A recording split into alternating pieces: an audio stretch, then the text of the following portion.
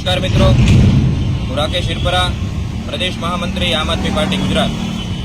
અત્યારે આપણે બેઠા છીએ શિક્ષણ મંત્રી શ્રીના ભવ્ય આલિશાન કાર્યાલયની બહાર ભીખ માંગવા માટે બેઠા છીએ।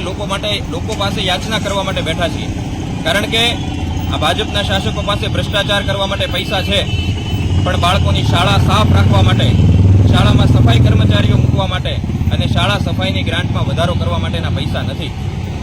શ્રીમદ ભગવદ્ ગીતાના 16મા અધ્યાયમાં એટલે કે દૈવાસુર સંપદ વિભાગ યોગના 3જા શ્લોકમાં ભગવાન શ્રી કૃષ્ણ કહે છે કે તેજઃ ક્ષમા ધૃતિ શૌચમદ્રોહો નાતિમાનિતા ભવંતિ સંપદમ દૈવીમ અભિજાતસ્ય ભારત।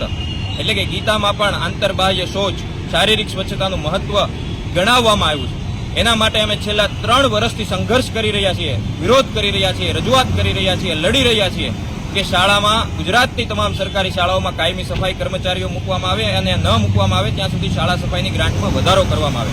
આજે શાળા સફાઈ માટે માત્ર 2000 રૂપિયા, 3000 રૂપિયા કે 5000 રૂપિયા ગ્રાન્ટ રૂપે આપવામાં આવે છે।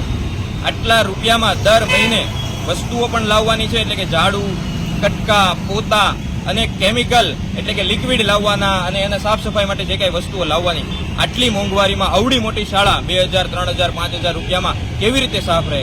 તો અમે લડી રહ્યા છીએ, સંઘર્ષ કરી રહ્યા છીએ અને આજે થાકીને લોકો પાસે યાચના કરવા માટે બેઠા છીએ કે આ શાસકો તો પૈસા આપે એમ નથી, પણ ગુજરાતના સરકારી શાળાના બાળકો આપણા છે, તો લોકો પોતાની ફરજ સમજીને કંઈક દાનમાં આપે, યાચનામાં આપે તો આપણે એને આપીએ કે ભાઈ આ લ્યો, લોકોએ પૈસા આપ્યા છે, હવે તો કંઈક ગ્રાન્ટમાં વધારો કરો, બાળકોને સ્વચ્છતા મળે એવું કંઈક કરો, સારી શાળાઓ, સાફ શાળાઓ મળે એવું કરો।